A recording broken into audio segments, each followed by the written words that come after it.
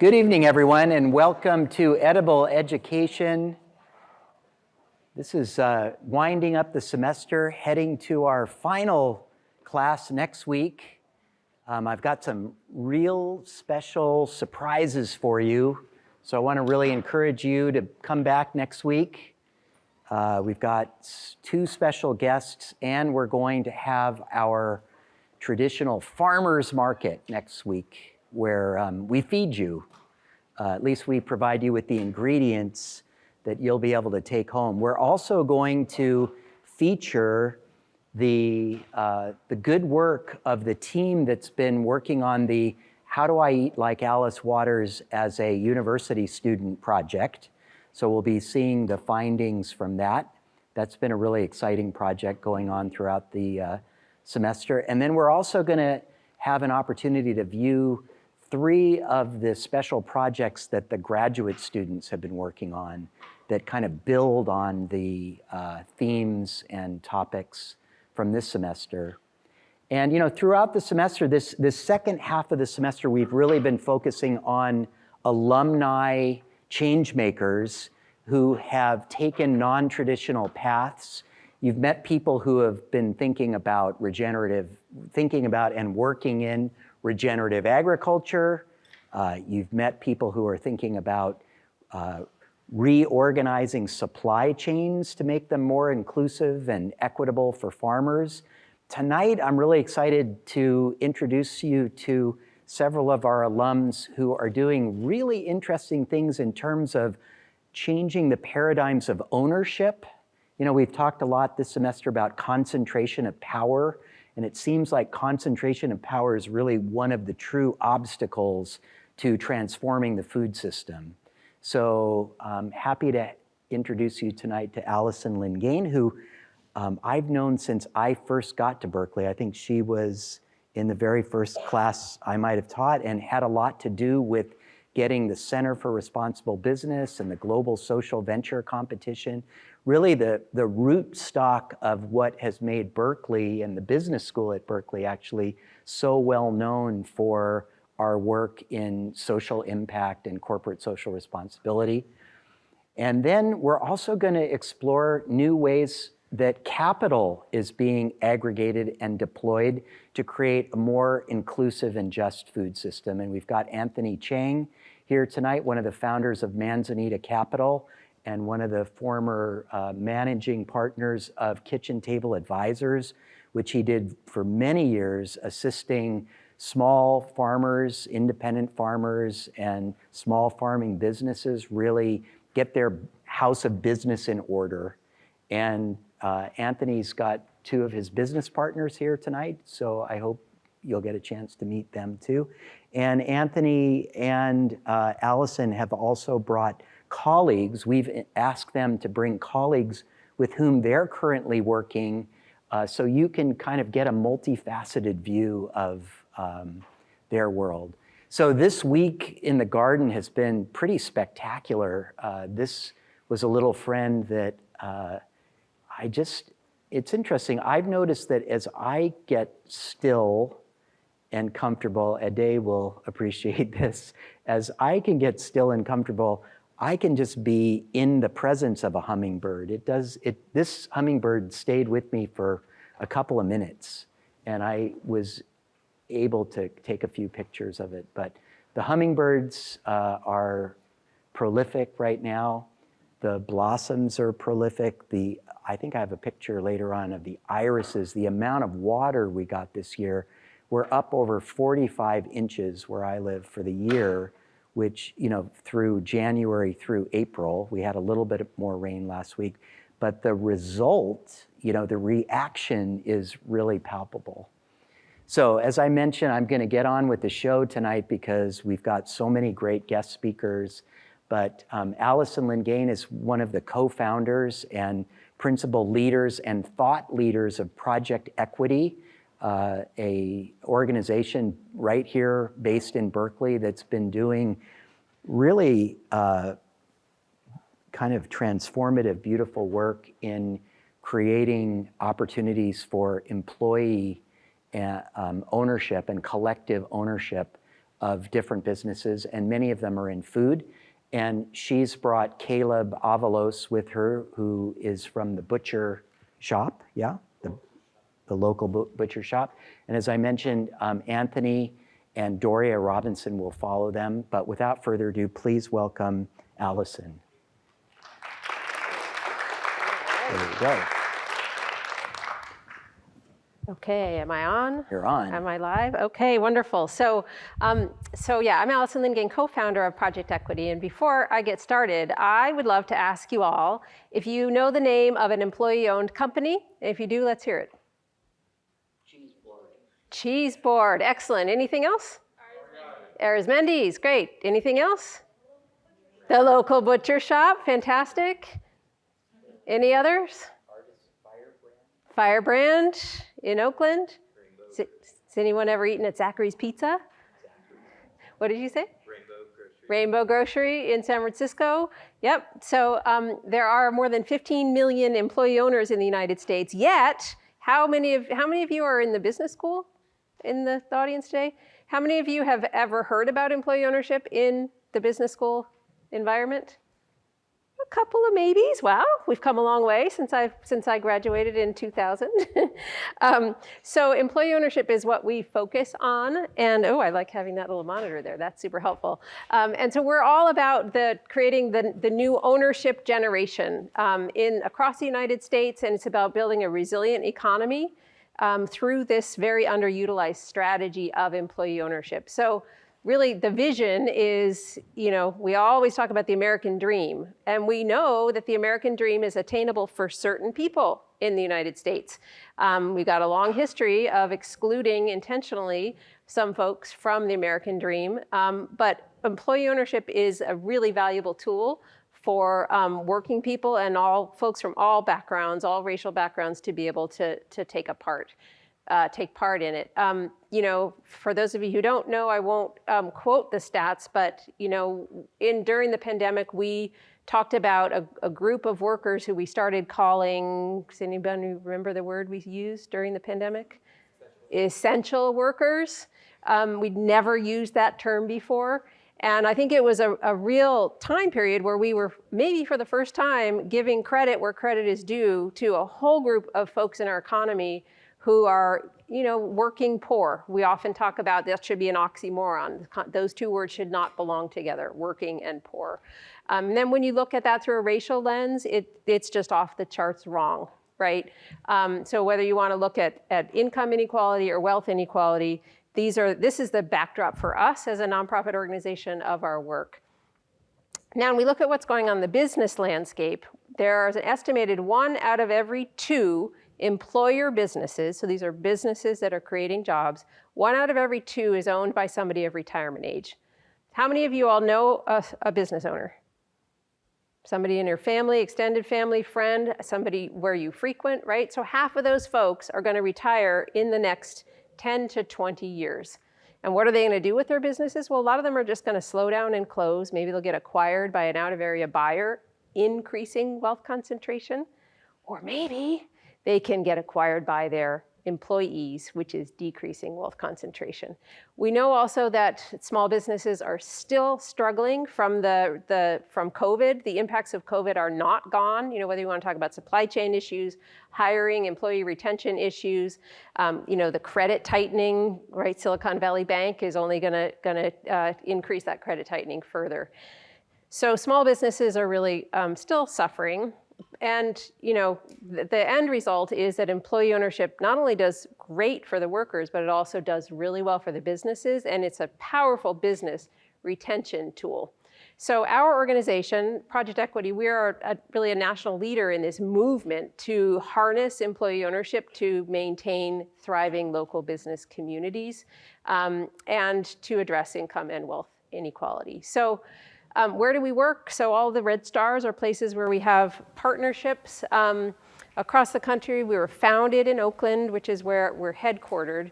And we work with a number of different partners. We have, you can see the city of Berkeley. We've got it right centered there, given where we are. We have about a dozen partnerships with cities and counties across the United States. Just started working with Chicago. are in contract red lines for a big partnership with the County of Los Angeles, which is going to be really meaningful given the size geographically. But we also work with community organizations, with the private sector partners. This is all about creating ecosystems that support employee ownership to become something that is normal and self-generating. So I've got some impact numbers here for 21. I'm waiting for my team to get me the 2022 numbers, but they're probably just a little bit elevated from this. So we do a lot of education.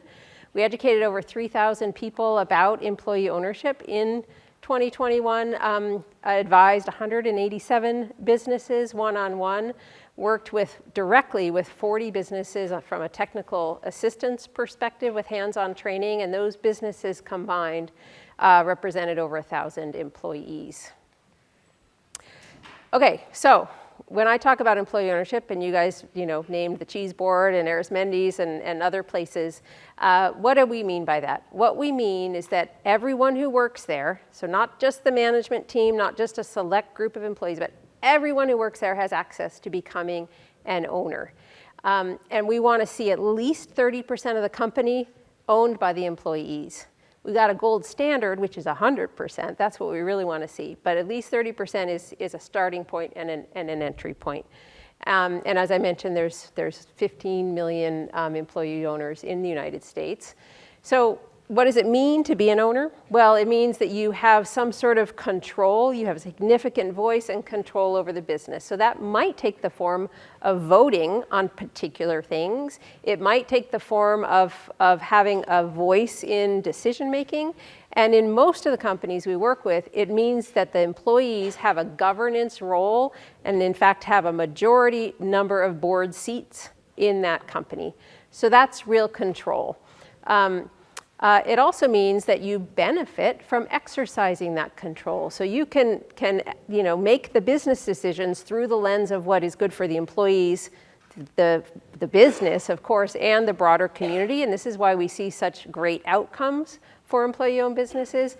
It also means that you can look at how are we as a company spending our money, including spending it on ourselves. Do we need to be spending some of that profit on increased wages? Do we need to be looking at our benefits packages? What's the best way for us to spend that money on us to have the biggest impact? And then, in terms of the quality of the jobs, these are some stats from a 2017 study by the National Center for Employee Ownership that showed employee owners earn wages that are 33% higher, right? This is really meaningful. They're sticking around at their jobs longer, so tenure is 50% higher, and their household net worth, whether you want to think of that as assets or just as savings, is nearly twice as high as their peers in companies in similar industries.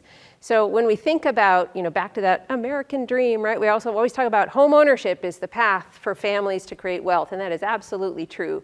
It's really hard to get to the path of home ownership if you don't have a job that pays you well enough to be able to buy a house. But business ownership is the second greatest way that American families create wealth. And so this is a path to business ownership for just, the average American worker. So during the pandemic, how did employee-owned businesses fared? Well, they did very well by doing right by themselves, right, by their workers. So they retained staff 3 to 4 times more likely to retain staff. Standard hours and salaries were maintained at a much higher rate. Safer work environments, and guess what? They also outperform their peers. So let's bring it back now to the conversation at hand, food systems. So if you think just for a second, a company is sold through a traditional method, right? So let's hear what are ways that businesses are usually sold? Who can give me a way? Who's going to buy a business? Private equity. Okay. What's private equity going to do? Someone else? Use debt, cut costs, maybe cut jobs, maybe relocate the jobs to somewhere else, right? Is that wealth concentration? Yes. What's another way that a business owner might sell their company? Auction, strategic buyer, Mm-hmm. Yep. Is that wealth concentration? Yes. Yes, right? So what happens, if you think about what happens to the jobs, maybe the jobs are cut, what happens to the local tax base? So why does the city of Berkeley care about employee ownership? They want their local tax base. Cities make their money primarily from business taxes. So they want those companies to stay in that jurisdiction. And that matters to our local economies. So it also matters that the control of that business. So as I said, making the decisions through the lens of what's good for the employees and by extension, their families and their communities is good for the local community. So the business, when it's sold through employee ownership, stays right where it is. The jobs and the tax base stay, and then you get all of these other benefits from the worker perspective as well. All right, so we're going to do just a brief 3 points I want you to keep in mind. And I want you to kind of jot these down or put them in your phone or memorize them because I'm going to go through case studies, and I want to talk about these 3 components of ownership. So owning the decisions and control, number 1. Owning the profits and the responsibilities for losses, right? And then owning the value of the assets. So if we can break ownership down into those 3 things, we can think about how this really matters in local food systems. Okay, so this is a client of ours, a slice of New York. There are 2 pizzerias. If you are ever in the South Bay, you have to go. The food is to die for. So they transitioned to become a worker co-op in 2017. And they were able to distribute, 2 clicks. They were able to distribute over $500,000 to their 30 employees in the first 2 years in profit. So what is that? In terms of those 3 things that I asked you to jot down, what is this impacting here?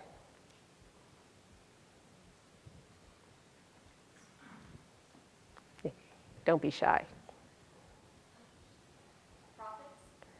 It's profit, right? So it's profit. This is building worker wealth, right? This is meaningful money into people's pockets who are making, near the bottom of the wage scale. They're in Silicon Valley, so in a very, very expensive place to live.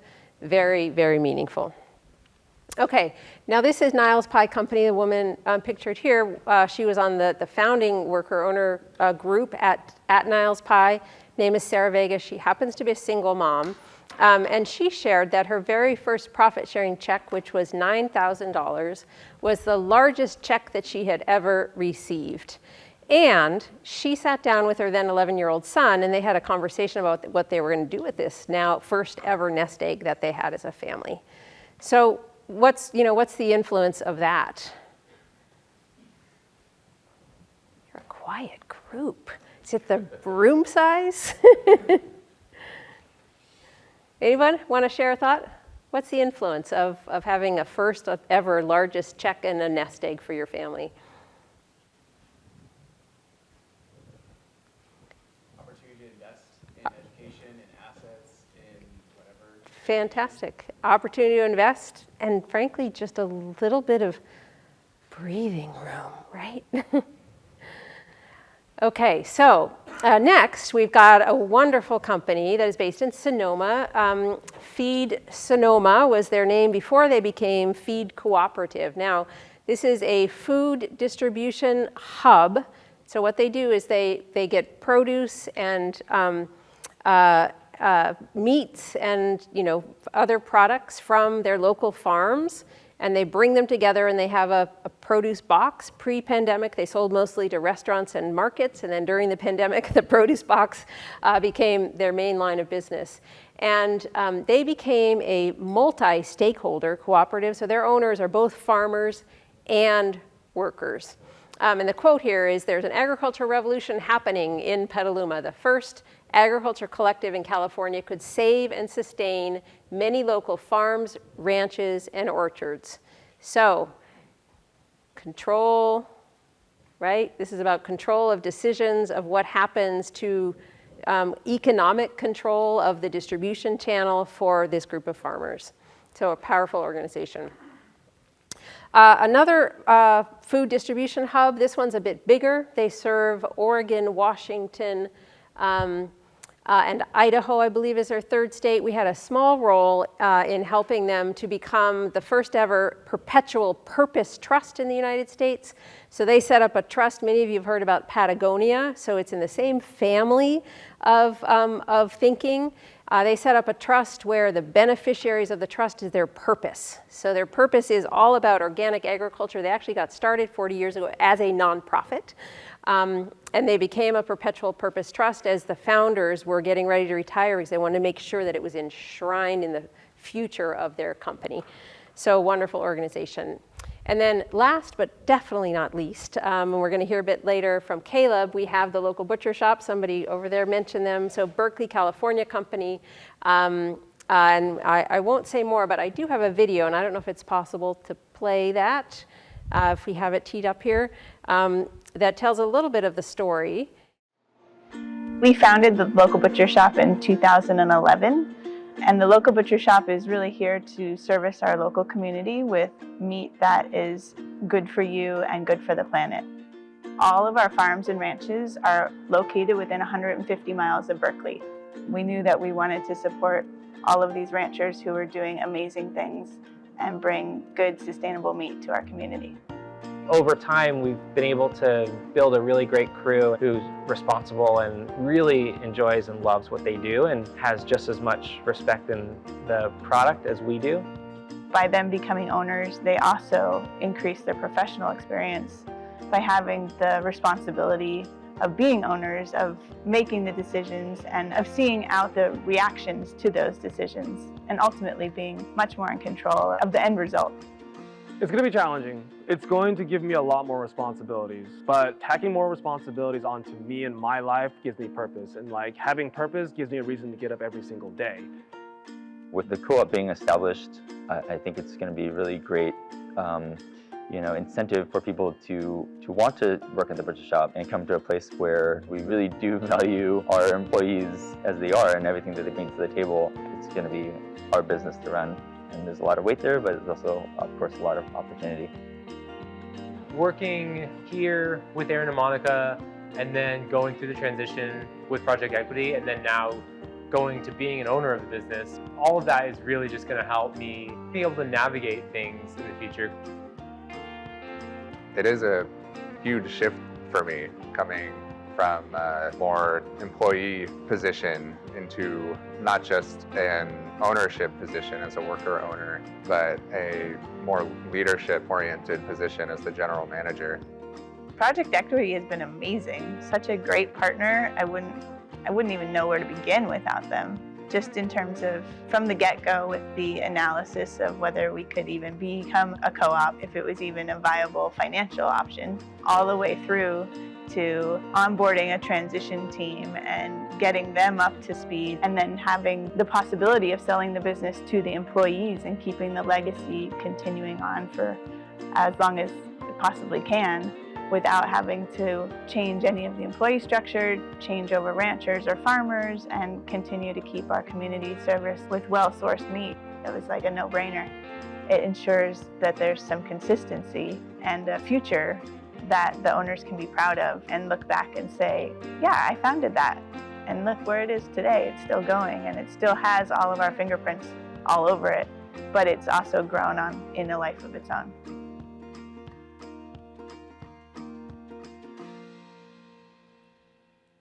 All right. So we'll hear more about the local butcher in just a second. If we could just bring up my last slide with my contact information. So that you have my contact information, and I do also want to let folks know that I know that it's a summer intern time period, so if any of you all are interested, please don't hesitate to contact me. Well, that's a good one. Yeah. Well, why don't we, do you want to chat up here for a few minutes? Sure, we have about 10 minutes. Yeah, let's do that. Why don't you, Caleb, come on up? I have a bunch of questions. If you have questions too, you can come. And then we'll have Anthony and Doria come up after we take a tiny break. Okay, am I still on here? Caleb, I'm really interested in what's the shift from an employee mindset to an owner mindset, like when you're doing a job? Is there a shift? Yeah, luckily for us, Aaron and Monica were incredible owners to begin with. So they basically ran the shop as though it was a co-op from the beginning. They've always believed in full transparency with the customers, their employees, everything. So in that part, it was easy. It wasn't too much of a change. Mostly just kind of having to navigate things without them, things that you normally fall back on the owners for. It's like, well, now you're doing it yourself. Figure it out. So the culture was really already established. Exactly, of yeah. participating. Mm-hmm. And how do the strategic decisions get made now? Is it different than it was when it was just owned by Monica? And yeah, it is, because there's a lot of decisions happening all the time, and it is a lot for one or two people. So it's really awesome to be able to branch out and just allow everybody to take the role, and just commit, like, hey, I got a full plate. Can anybody kind of jump into this and really own this part of what's going on with the business and kind of take this all the way? And then when you look at the financial performance of the company, does everybody get to look at QuickBooks, or how does that? Yeah, that's one of the things that Aaron and Monica had set up before. We've always closed 3 times a year for a quarterly meeting, and since the start of the shop, they always go over profit and loss reports and show what the health of the business is like. And so that's what is a huge jump start for us. As soon as we went into the 101 of Financials 101 with Project Equity, they were like, oh, wow, you guys are way ahead of everybody else. Like, Aaron and Monica set you up well. So it was cool to already have that knowledge going in. So Project Equity, Alison, is not only preparing the owners for the transition, but the employees to be successful with assuming that new level of responsibility and decision making. And I'll let you speak to that question. Yeah, for sure.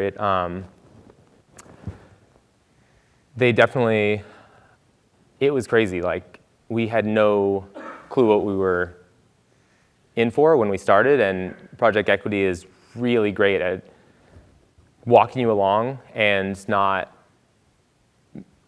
putting words in your mouth or setting the path for you. They're like, these are the decisions you have to make. And then we're like, but what do we do about this? And they're like, I don't know. That's the decision you have to make. And so it's great to have that outline, but to have somebody force you to build the greater foundations on your own. And Alison, just going back 20-something years when you were getting your MBA here, what sort of influenced and informed your path? I mean, you could have chosen to do any number of things. And you've been doing this for quite a while. Yeah, we just had our 9th birthday on April Fool's Day, which is an appropriate birthday for an organization such as ours.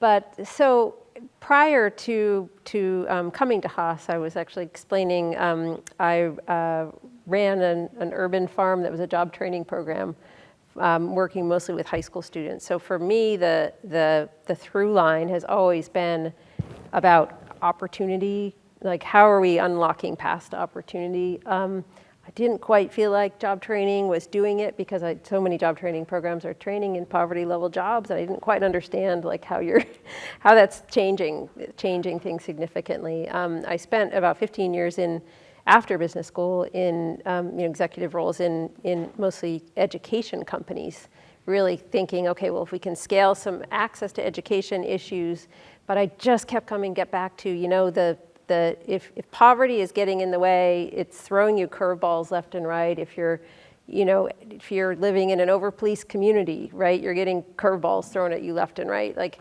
it comes down to that pathway to opportunity, the financial stability, the control of your own destiny and your own future. And then I was just randomly introduced to my co-founder, Hillary Abel, and that was when I learned about employee ownership, and this big light bulb went off. We don't call that randomly, we call that serendipity. Serendipitous, yes. Thank you. I should use that word, serendipity.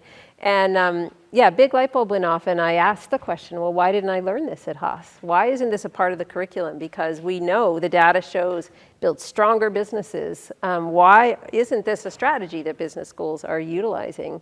And then I, for better or for worse, have an entrepreneurial a flaw. So when I see I see a problem or a potential solution, I want to jump and do something about it. So the question became, well, why isn't this something everybody knows about, given its deep impact for the employees, for the businesses, and for the communities? And what can we do about it? How do we make this something that's normal and self-generating? And that was the genesis of Project Equity. We started probably 12 years ago having that conversation.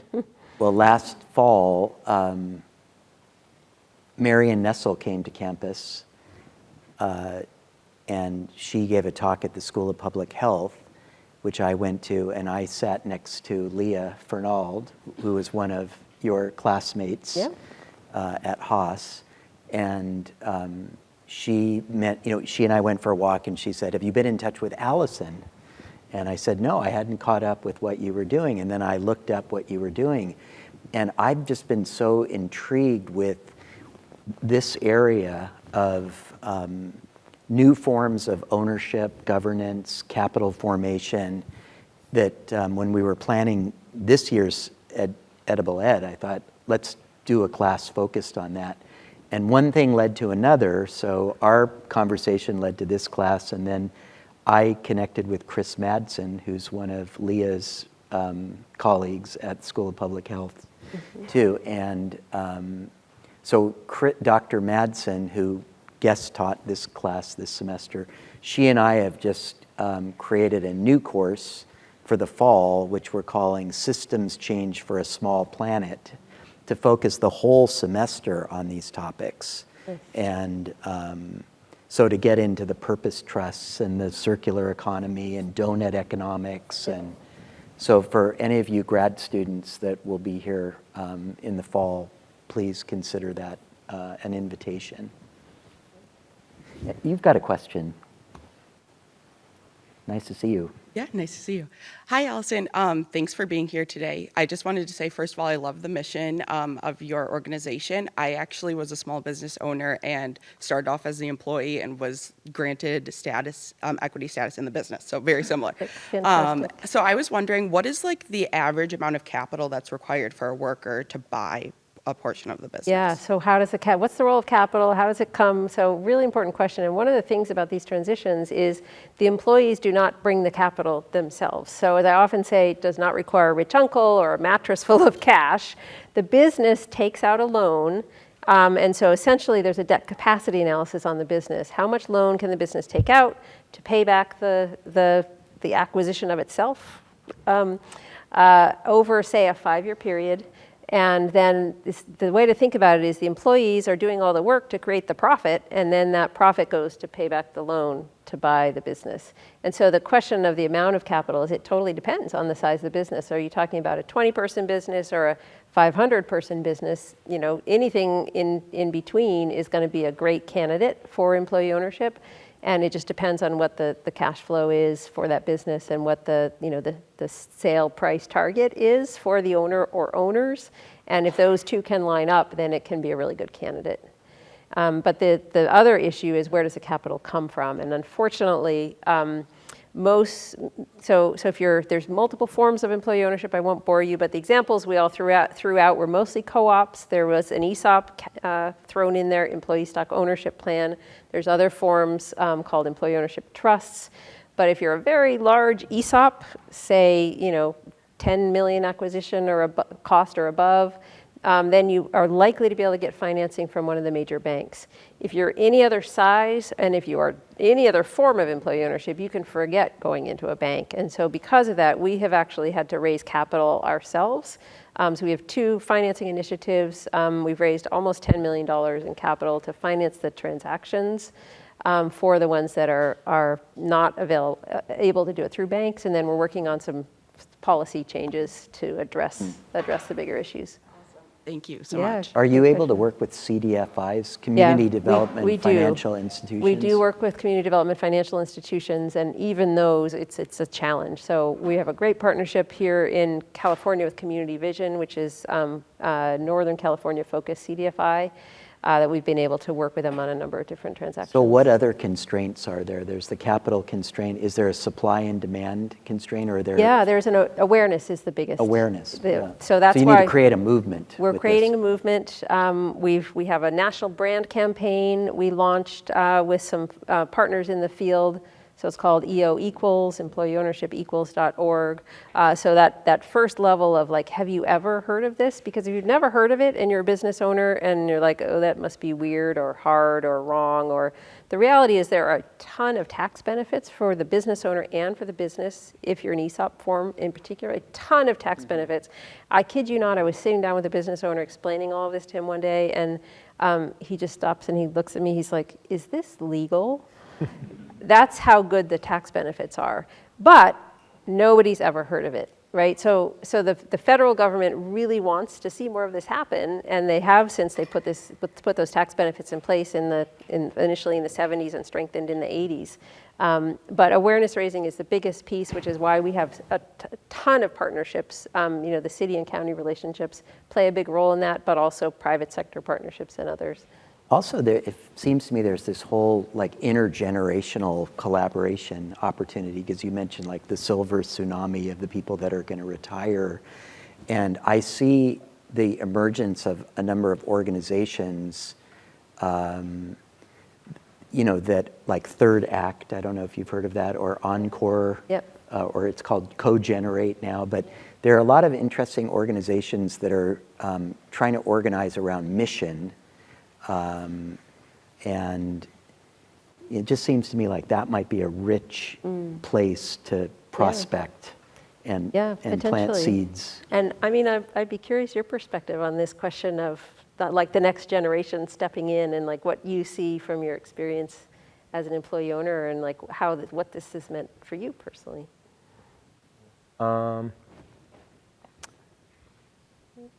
Yeah, just hope that I would like to see more kind of training for like skilled artisan jobs that seems like it's a dying breed like ours, like butchery. You don't see butchery shops like ours anymore, and I look at people like my stepdad, who is one of the best electrical contractors that I've seen, and he doesn't have any employees, and it's because of different reasons, but it's like those skills are gonna die with him, and I'm like, I wish that there was more things like this so that those skills can be passed on down and keep going. So.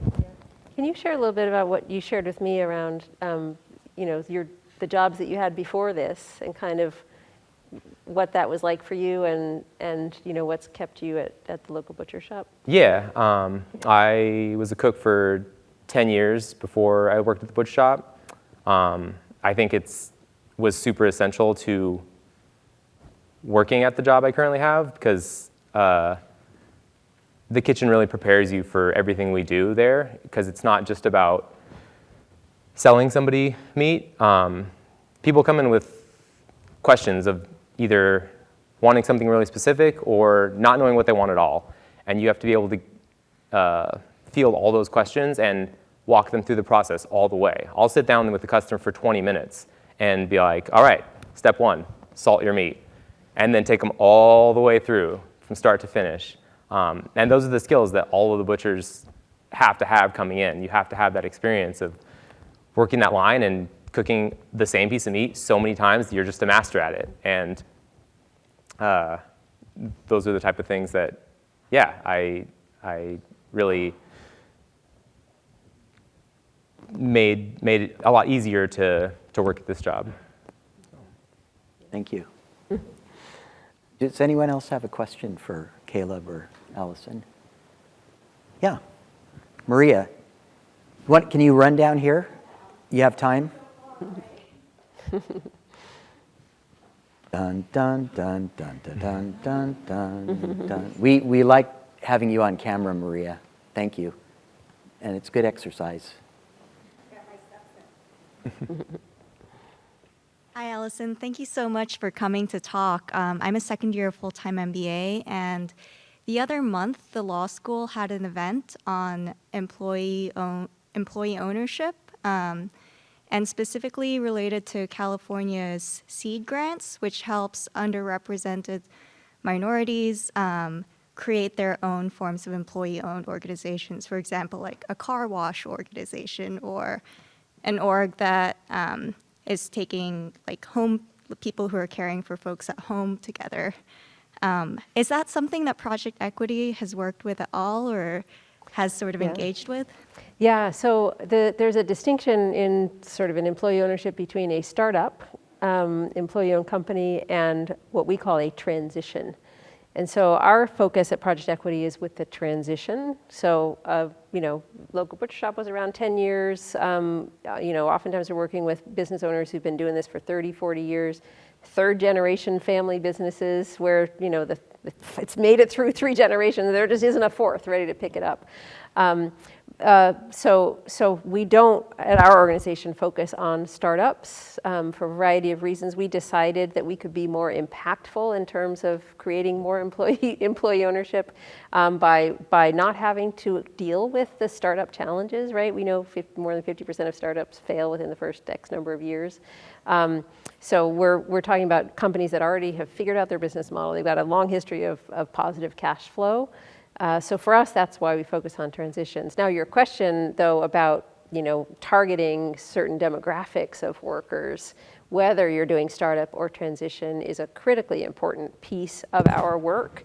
Everything we do is very data-driven. So we have a data visualization just guru on our team, and she's created for us an interactive map that we use internally that drills down by the county level across the United States and looks at the concentration of 2 things. One being the business ownership by race, and then the other being industry concentration within that county, which we can correlate to the frontline workers that we're really targeting.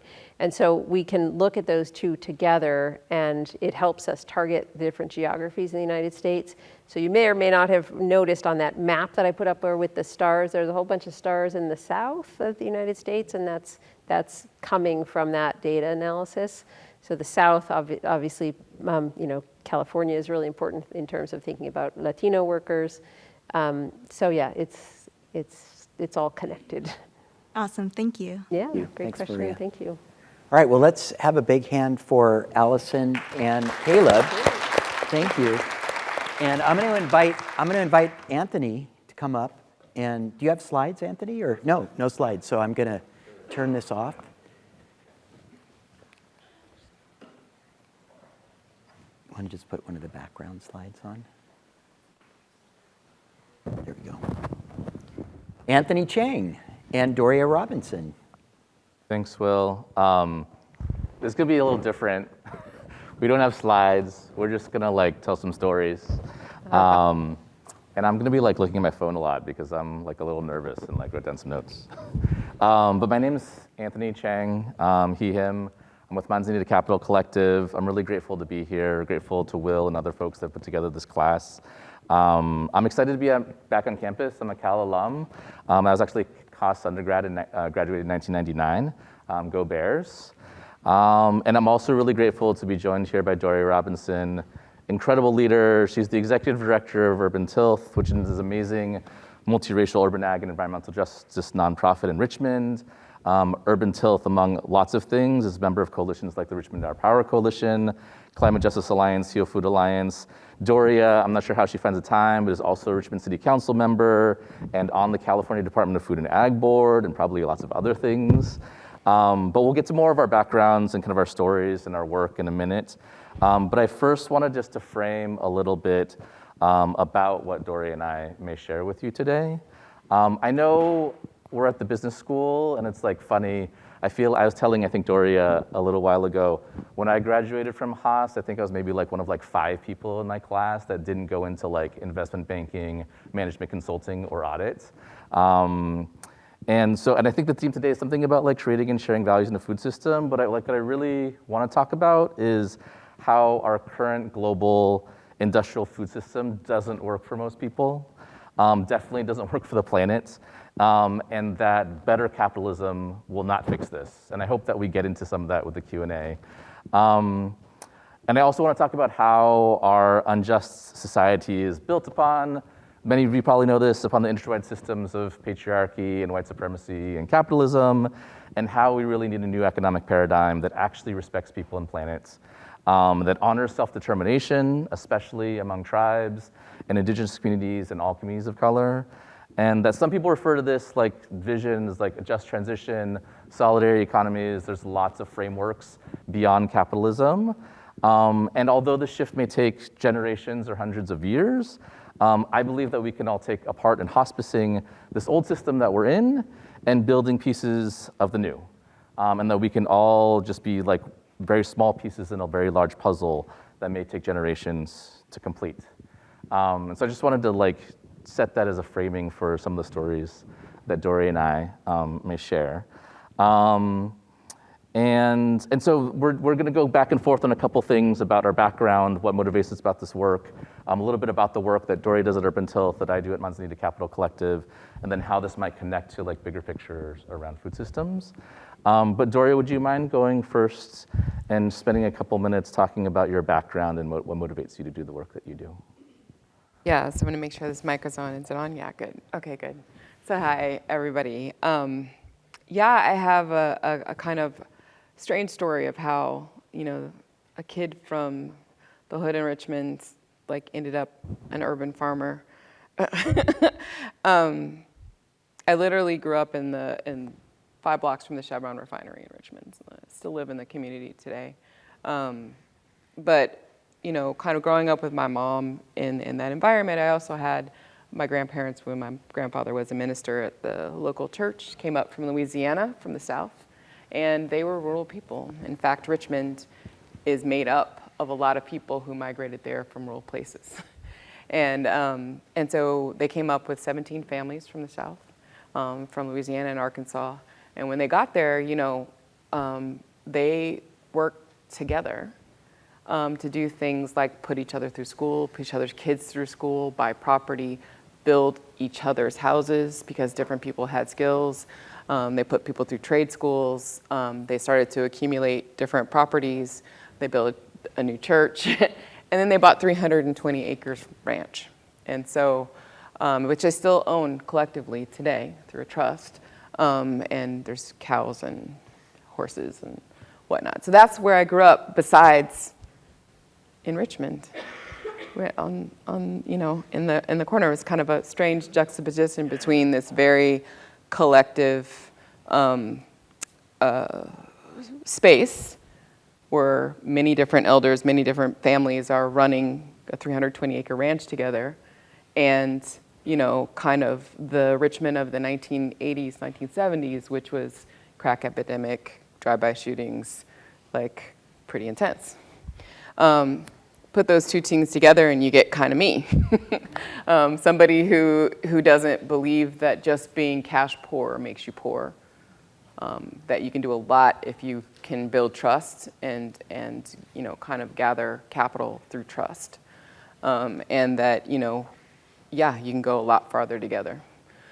So, I mean, I could get into the whole kind of urban tilth thing. So, you know, I actually went to Hampshire College in Massachusetts, worked on the organic farm there, and kind of came back, was involved with watershed restoration and daylighting creeks and whatnot, and moved back to Richmond to kind of do that, like try to create a little bit of life in the middle of the city, and got involved as a volunteer with a guy with a crazy vision that you can take, you know, blighted spaces in the middle of an urban area and create gardens. You know, because Richmond has a few things wrong with it, a lot of things wrong with it, but a few particular things. You know, people need jobs. There's a lot of vacant, at that time, a lot of vacant lots. And there wasn't a lot of food. There still isn't a lot of healthy food. So they kind of put all those things together and created this impetus to transform lots into places that grow healthy food and then get people involved in kind of doing that. And that was 17 years ago, you know. And 17 years ago, it was about a garden. It was about training people to grow their own. That was our motto, grow your own. Kind of a little play on words there for the smokers in the room. And you know, it was purposely, we were trying to get young people involved in something that they wouldn't normally want to be involved in. So we were kind of being provocative with that on purpose. And it really evolved over the years, right? Because we saw that in Richmond, we had some fundamental breakdowns in our system, right? And those fundamental breakdowns in our system, at first you come at it, you think about, oh, the refinery is environmental injustice. Oh, you know, we don't have jobs. Oh, you know, like the best thing we can do is work at Target or Taco Bell. You know, there's not opportunity, our schools suck. There's not a pathway to college. Like, there's no healthy food, there's no this and that. And you see all these things and you think about injustice, injustice, injustice, but then what you really boil down after all these years is economy. Economy. This economy is broken. It doesn't include all the people. Maybe that's purposeful, but we're gonna reject that, you know. And so we actually started to think about what we were doing in the form of economy. How do we take care of our home? How do we take care of our home? And so we started to kind of evolve projects at Urban Tilth beyond the garden, wanting to really grow enough food to make it to people's plates. Right? To make it to the dinner table, and to create opportunities, create jobs, and started to kind of scale up our practice. So I'm not going to go into all the details, but just kind of flash forward to today. You know, we run 7 different school and community gardens, urban farm that's now 10 acres. We just bought the next farm next door. We serve 400 families every week. We employ 56 people year round. 80% of those are people who grew up in the community of Richmond and San Pablo. Many of them are not on a college track, but learning all kinds of skills to run all of these micro businesses that are wrapped up into what Urban Tilth is, including a native plant nursery, water conservation services, green infrastructure services, watershed restoration services, as well as a whole combination of food distribution strategies, including like veggie prescriptions with local doctors and clinics. And now we also support 10 different small farmers that are within 100 miles of Richmond, helping us bring in and feed more people, act as kind of a hub. So from that, I'm gonna pause and hand it back to Anthony. Thanks, Doria. Thanks for sharing that. And I'll share a little bit about my background, then we can dig into maybe some of the work and stories around Urban Tilth and same with Montezuma Capital Collective. But a little bit about my background. I'm the son of immigrant small business owners from China and Taiwan who came here with class privilege. I grew up in a wealthy white and Asian neighborhood with parents who believed in the myth of the American dream and pulling yourself up by your bootstraps. I absorbed that very American message around individualism. I thought I wanted to be an entrepreneur when I grew up. And when I was in college here at Berkeley and as a young adult, I was a believer in better capitalism. I read Paul Hawkins' Ecology of Commerce and Will McDonough's Cradle to Cradle. And and I think that led me to, over the last 25 years, I've worked mostly in nonprofits, focused on economic opportunity in immigrant communities and communities of color. Including working in community development financial institutions. Alison and Will talked about CDFIs, like Opportunity Fund, helping immigrants own small businesses, landscaping businesses, childcare providers, restaurants, auto repair shops, and the like, help them get access to capital. I helped start a direct farm microloan program at California Farm Link, working with a lot of Latino immigrant organic farmers around California, applying my microlending knowledge, for better or worse, to an industry where I needed to be quickly educated by farmers and others. And as Will mentioned, I helped start and co-lead Kitchen Table Advisors, a nonprofit focused on economic viability of next generation sustainable small farms and ranchers, with planning, financial management, market access, and more. And over the years, I think my path, I've come to realize how mistaken and off base I was about so many things that I believed in early on in my career, especially around individualism and entrepreneurship and capitalism. But luckily along the way, I've been educated by farmers and land stewards and community organizers and groups that I sometimes refer to as a political home, including folks like Heal Food Alliance and Common Future and Justice Funders and the People's Land Fund.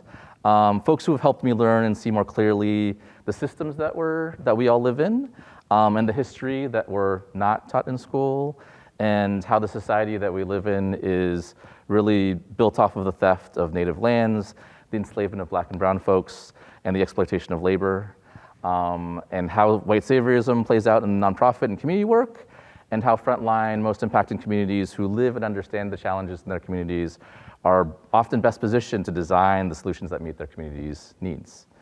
So for me, I've been inspired by the work and the stories and the leadership of farmers and land stewards and community organizers and collectives that are, despite all of the things about the systems that weren't built for them, are either preserving traditional ways and or building small pieces of a new economic paradigm that we can move to beyond capitalism.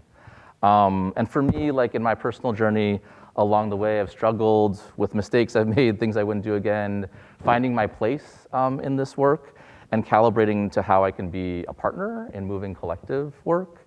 And as I continue to learn and make mistakes and listen and adjust how I approach things and engage with folks, I just wanted to share about kind of like that path that has gotten me here today. And where I am today is I'm luckily joined by a couple of my brilliant colleagues, Ade Romero-Buenos and Mariela Cedeno, who are sitting right there. They are two brilliant friends, badass women of color leaders. The three of us formed Manzanita Capital Collective a little over a year ago. Ade is an indigenous woman from Cochiti Pueblo who has been running the Native Food Systems program at First Nations Development Institute for a number of years. Mariela is a Latina immigrant who spent 10 years working in food justice and community ownership at Mandela Partners in West Oakland. And what we're doing together now is really trying to shift both capital and power in our food system, and work towards the redistribution of land and capital and power to tribes, farmers of color, and folks working on food and land justice like Doria and the folks at Urban Tilth.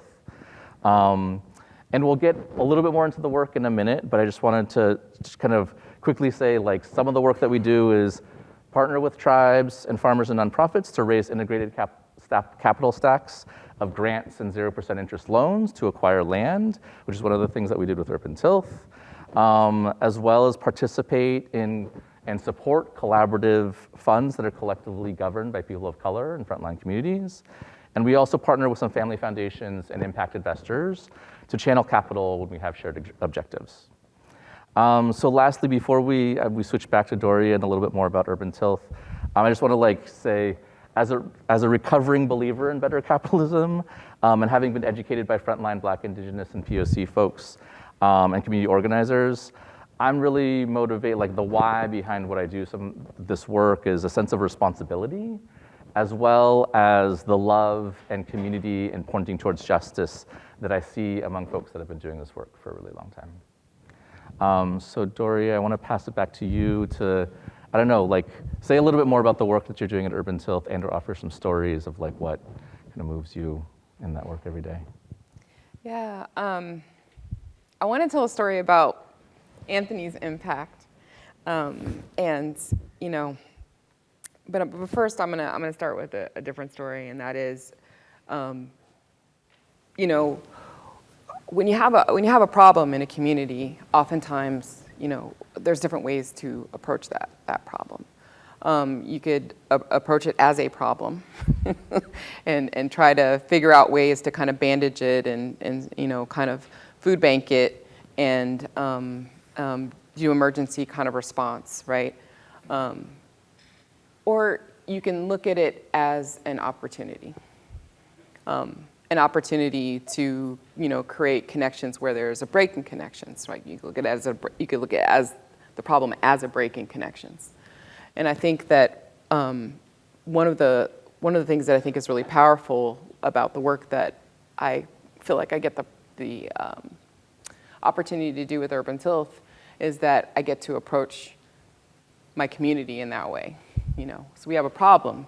We don't have access to healthy food. We've got multiple places within the city of 100,000 people where people just can't get whole fruits and vegetables. Like you can get crispy chicken all day and Doritos and soda, but nothing that won't kill you. And so what is the opportunity? It doesn't seem like an opportunity, but it is an opportunity, right? We have another problem, right? A problem where our friends at Kitchen Table Advisors, back when Anthony was at Kitchen Table Advisors, was working with small farmers, farmers of color, farmers that are working, with so much passion to do sustainable farming on the land, but don't have access to market. They don't have access to market. They don't have transportation to get, the things they're growing in more remote spaces into places that would need it. We need what they have, and we don't have what they have, We also have a lot of young people who don't have anything good to do. Like they're not going to college, they'd rather not show up to Taco Bell job or, work at the warehouse at Amazon. It's really meaningless, soul-killing work. These are whole people, And so what Urban Tilth has been doing is putting those things together, right?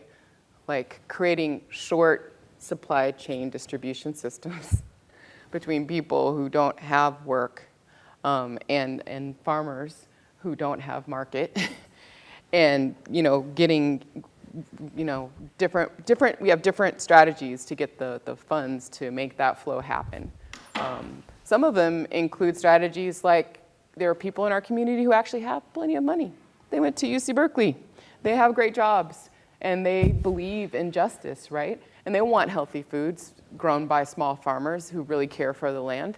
And they're actually willing to pay a little bit more for that food in order to make it accessible for somebody who can't afford it. So one of the things that we do is we purposely and openly charge some people more so that low-income people can have the same thing for a smaller price. It's how our CSA runs. So we're creating these kind of uncommon ways to approach economy. That's what I think of it as, to solve problems, using the same ideas, distribution systems and whatnot. But what we're doing is we're including people who are excluded and having them play key roles in that economy. And that's one example. I think it becomes even more beautiful when we took a trip out to some of our farmers. We'd like to go out and hang out with them. And one of the farmers that we work with, she works with her daughters, her 3 daughters. And she tells this amazing story because she was a farm worker. And when she was a farm worker, she was working on conventional farms and she was getting really, really sick, being sprayed with the pesticides and whatnot, had all kinds of strange immune disease kind of problems, was to the point where she felt like she couldn't walk regularly. She was like really sick. And for her, leaving that life as a farm worker, getting the opportunity to actually grow on her own leased land, was a liberation because she was called to farming. She wanted to be a farmer, just didn't want to be poisoned.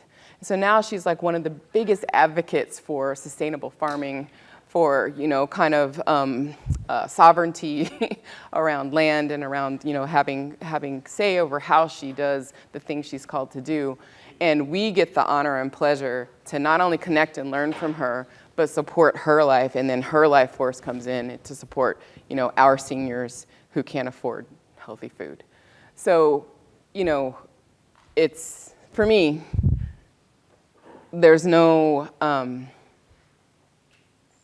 comparison. You can't buy that at Safeway or even Whole Foods, right? So what we're creating is I think something even more deep in terms of the healing that's going on and the care for Earth, the care for our community. So. Do you want to tell your story or do you want to tell it later? Come back? We'll go back and forth? Yeah, go back and forth. Okay. One of the reasons why I was really happy to ask Doria to come here is that I think it's really hard to understand the work that we do at Manzanita Capital Collective unless you can hear the story of an urban tilth or a group of farmers or a tribe that we're working with. I'll tell a couple other stories about folks that we're working with before we come back to Doria. But, and I think actually, I wonder if I know the farmer that you're talking about, but it could be lots of other farmers that like Kitchen Table Advisors has worked with. But I think that one of the things that Manzanita Capital Collective works on is like continuing on the journey with those farmers where it's like farm worker to farm business owner having more say and control to like, you mentioned like going on the leased land, which for farmers, if you're like pouring your blood, sweat, and tears into stewarding this land, to growing healthy food, nourishing the soil, but you can get kicked off of that land like in a minute because the owner wants to do something else because they want to sell all these things. It's a crappy situation all around. I think actually for all of us, that there's so many small organic farms that are in that position of not having long-term land stability. And so one of the things that we work on at Manzanita Capital Collective is working with land stewards and working with farmers and trying to support them in getting access to long-term land tenure and having the capital to be able to do so. And going back to some of the comments I was making at the beginning, like it's like the market is not gonna solve all of this for so many people.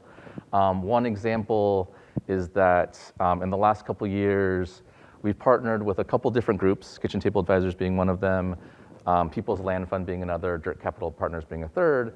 We partnered together to acquire a 177-acre parcel of organic farmland in Watsonville, California, with the intention of transferring it to a group of Latino immigrant organic farmers who have been on leased land, have had all sorts of struggles with land tenure, are amazing, amazing farmers. Probably some of you buy from them at the local farmers market if you go to like the Berkeley Farmers Market or in Oakland or anywhere else. But without the long-term land tenure, it's really hard for their businesses, and like lack of access to capital, lack of networks to be able to buy these parcels of land. They're often too big, et cetera, et cetera. So we're, this collaborative, in order to make this work for folks, put together an integrated capital stack that included $3 million in equity, $6.5 million in mostly 0% interest loans, and $2 million in grants to be able to buy this land, and plus a conservation easement, we're gonna be able to sell the land to the farmers for $8 million. I can't do the math off the top of my head, but it's like a pretty significant discount from $11.5 million to $8 million, right? But that's what it's gonna take to make it affordable for these farmers that have like, each of them, it's a group of 6 to 8 farmers, they're generating like hundreds of thousands of dollars in sales, selling at farmers markets to grocery stores, wholesale, et cetera. They can afford a mortgage. They just can't afford an $11.5 million mortgage to buy this land, right? And so sometimes it's that like folks that don't, because of the racial wealth gap and lots of other reasons, like don't have the down payment, don't have the family and friends money from their uncle or other relative that they can borrow from. We're trying to, in a tiny, tiny, tiny way, level the playing field so that people can get this long-term land tenure for their farm businesses that are literally feeding us every day. So there's like lots of different stories that like go from like very market-based to working with tribes that are trying to reacquire ancestral lands that were stolen from them, to hybrid enterprises that are doing both market-based work as well as community building and education and seed saving and other things. But this is the kind of work that we're trying to do, again, like where market systems, like capitalistic market systems, won't solve all the things, to feed us, to build community, to allow all people, as Doria said earlier, like all people to be able to thrive.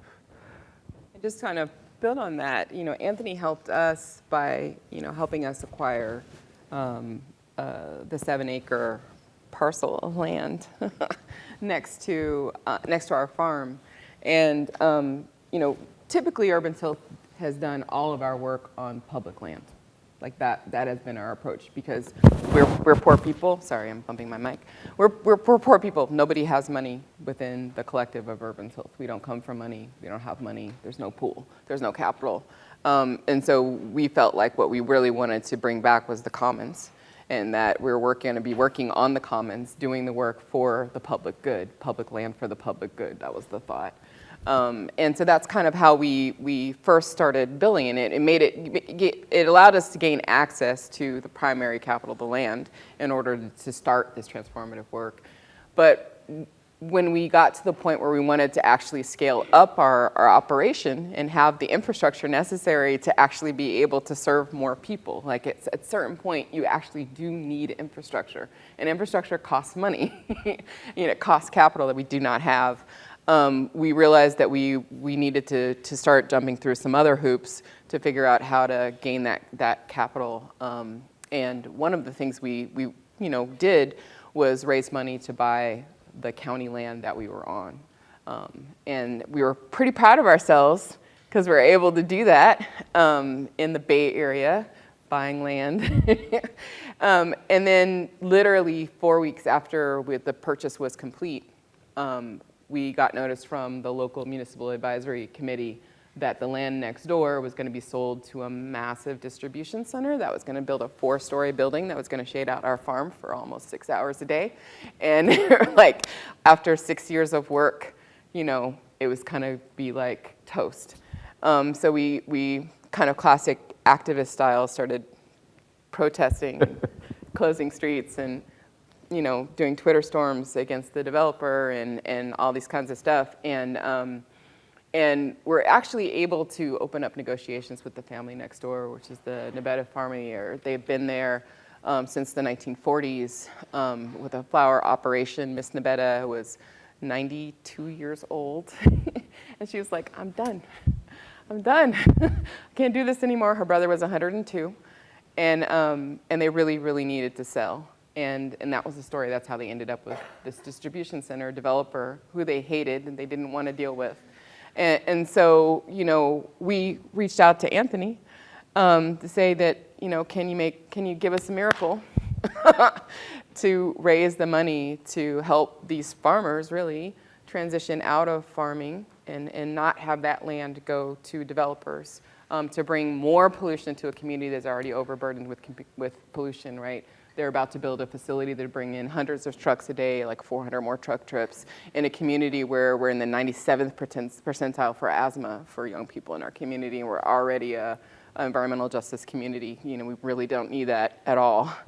And so that's what he did. He went to work, putting together a capital stack so that we could purchase that land and now have the opportunity to scale up the work that we're doing even more. We went from 3 acres to 10 acres in an urban community that's huge. And we're working on that whole kind of different scale. At the same time, he helped us put together the capital that we needed to build out the infrastructure at the farm, again, with 0 interest loans, which is a thought, right? Because usually people make loans to make money. And we're actually asking investors to invest in improvements to community, invest in communities doing better and being more self-sufficient, invest in the capital that we need so that we can go to work making these kind of systems that are self-sustaining. Our CSA doesn't need any inputs from philanthropy to keep going. It actually pays for itself, and it provides for people who can't afford, normally can't afford these things. So. We probably have lots of more stories to tell, but maybe we'll get to tell them during the Q&A. Yeah. But I think we're at time for now. Yeah, well? I'm just kind of really inspired. Join you? Yeah. Such an amazing stories. And I love 2 things just to point out, because the students right now, they're working on their final papers, and part of what they have to do is express a vision for themselves, imagining themselves as a food systems change maker in some way. So the exercise is really an opportunity to kind of try that on. Like, what might that look like? Use your imagination. It's not a commitment or a contract. It's just an opportunity to dream a little bit and take the inspiration from the course this semester, from your stories and others. And I loved, Anthony, that you were willing to say that you're working on a multi-generational, multi-100-year vision to change a system. And I think to be able to say that with conviction and clarity and kind of the patience and persistence that's required is really admirable. So thank you for that. And Doria, your story illustrates so vividly that in this economy, in this capitalistic society where we sort of are obsessed with the great man theory of the single heroic entrepreneur with the giant yacht or airplane or social media platform, take your pick, that people would actually value something more than profit or a bottom line or even a return, a short-term return on a loan, because they value the quality of life of a community and that community's ability to support itself, be healthier, be in less risky situations, that there's actually a real value to that. And I think you're talking about this transition, this transfer. It's really a wealth transfer. It's an asset transfer. So maybe we could get a little more granular about how does that happen? How does somebody wake up one day and recognize actually I have enough and I want to share it in a different way? And the thing about the loan, and maybe Anthony, you can talk a little bit, this class right here is probably 25% business school students and the rest are from other programs all around the campus. So, and there's a whole bunch of people online who watch this too, farmers in Illinois, and I even got an email the other day from a young food systems entrepreneur in India, and so the reach is. But how do you, to talk about that relationship and that, how do you open people's minds to your vision? Maybe you could share a little bit about that, kind of how you socialize an idea and actually get somebody to a point where you have a capital stack, and then tell us more what is that? What is a capital stack? Yeah, I might fumble through this, but I think that maybe, I don't know if this analogy will work, but maybe if life is a movie and we all play our roles, I feel like the stars of the movie are Doria and the other 50 plus people at Urban Tilth, the farmers, the indigenous land stewards, and I feel like our role at Penn City Capital Collective is a supporting actor or actress role, where it is really the most effective ways to do the thing that you're asking about, Will, is for folks like Doria or the farmers themselves to talk to folks and tell the story and walk the land and really show kind of what is happening, what is the ROI, what is the return that's happening for our communities, for our planets. And I think that sometimes, one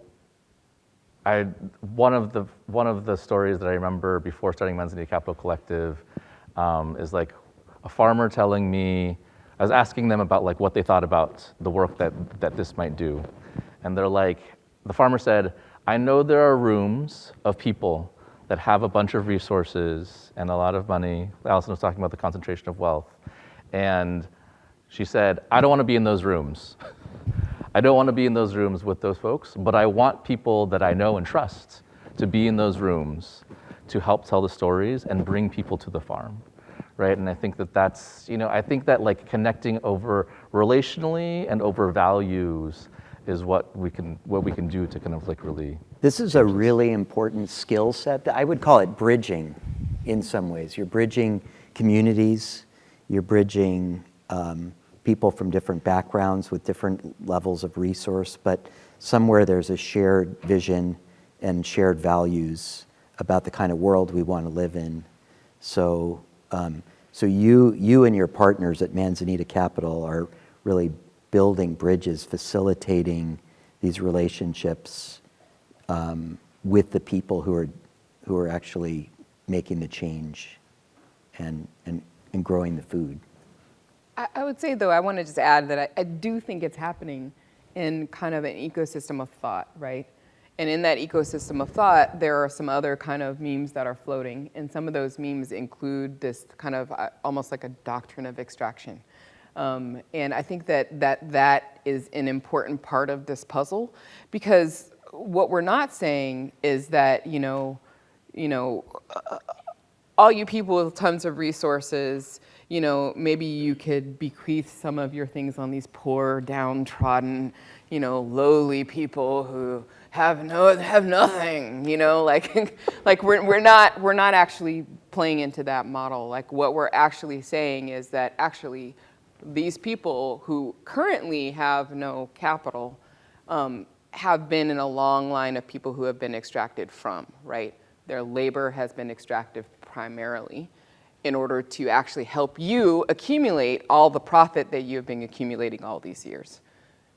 So actually, the doctrine of extraction is saying that you actually have some of the things that actually belong to us. And we're in this condition that we're in today because you've accumulated off of our backs, off of our labor, off of our bodies, off of our lives. And we got next to nothing for it. And you took most of it. And I think that that's really important as an important part of this story, because that's the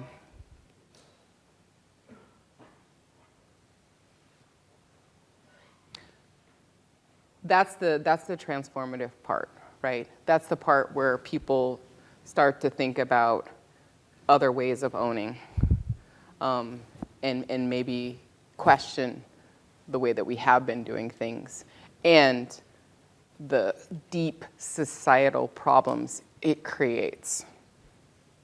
Because those societal problems don't create themselves, right? They're not naturally occurring. Like those are actually the direct result of accumulation. And I feel like that's an important part of this puzzle. So. Powerful. Thank you. Does anyone have a question for Doria or Anthony, please? Yeah, come. Could you mind coming down to the mic?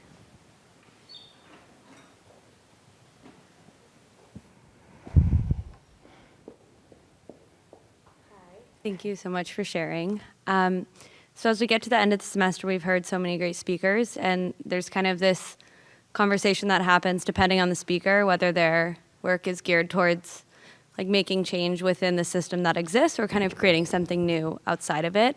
And I would just be curious to hear both of your thoughts and your thoughts as well about like how we can facilitate better conversation or more collaboration between those two, since we are kind of all working towards making this system and this place better.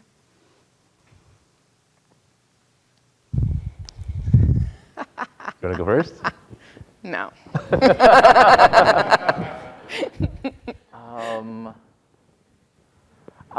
Maybe because it's late in the day, I have like a punchy answer first.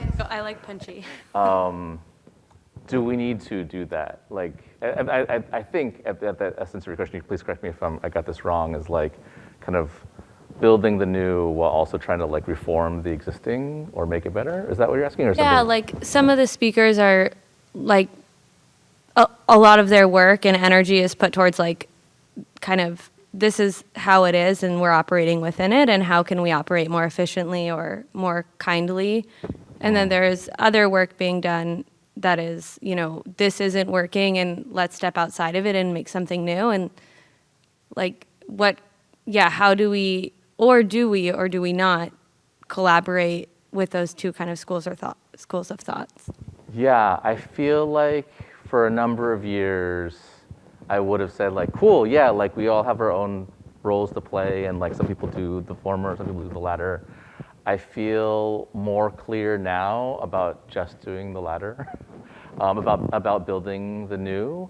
And one caveat is like, folks have to survive in the systems that we're in. So like, how do we help people like survive and thrive in the systems that we're in? Want to acknowledge that. And at the same time, I feel like I think my perspective is informed by how much like trying to make things kinder, better, more efficient, et cetera, actually creates like this greenwashing, this false solution that will actually impede the building of the new. And so I've learned from folks that talk about like the hospicing of an old system in order to create the new, and not actually trying to like hang on to the old and make it better. I'm gonna be the bridge walker, like the line tower there. So recently, I've transitioned from a pure activist kind of approach, and I'm on the CDFA. I'm one of the commissioners for the state of California for the Food and Ag Commission. I'm the first urban agriculture person appointed to the Ag Commission by Gavin Newsom, and I sit on a committee that's going to define regenerative agriculture for the state of California. Like, I'm the chair, and that's weird. Congratulations. Why do I get the authority to actually drive that conversation, which is pretty pivotal in terms of how resources are going to be distributed, like massive amounts of resources around that term, regenerative agriculture, right? I'm chair of that committee, me little Doria from Richmond, So I feel like, and it's not easy to move in that space and to do anything radical at all. And it's like high play, and I feel like it's important for people to be there. I feel like I'm unsure exactly what the outcomes could be. And I feel like by being in that space, things are made possible. So as Urban Tilth was coming up, one of the things that we had, and again, I keep thinking of these things as like ecosystems of movements, like ecosystems of thought, ecosystems of social movement. As we were growing up in a collective of a whole bunch of organizations, many organizations who were moving on the same front in the same arena. Some of those organizations were political, right? The Richmond Progressive Alliance, kind of transforming politics in Richmond away from the Chevron refinery-controlled politicians to politicians that were more open-minded. So things like that we wanted to do, like use public land for the public good, were accepted. We never had to fight with our politicians to gain access to land. So working within the system, like I personally think it is extremely important to have allies within systems to open doors that make the new, that can stop the building of the new. Like, you actually have to have both. So, me sitting as city council, as a city council member right now, it's not, I'm not the fairy godmother. I can't just make anything happen, but it's pretty pivotal position, and we can, create the kinds of influences that can open up access to more resources to make the kind of scalable change that radical movements, in my mind, can't make on their own. Radical movements on their own, with a little bit of capital that we have, can do little pilot things that people will point at and go, that won't ever make any real change, it's too small. And they're funded enough to fail, But if we can, have different allies in different places, in, philanthropy, who understand what we're talking about, are willing to, move capital, repatriate capital, rematriate capital. If we have people in political situations who can change the rules, then, and we have people who are on the front lines figuring out the new models, telling a new story, then we can make that 100-year change. Thank you so much. Thank you, Doria.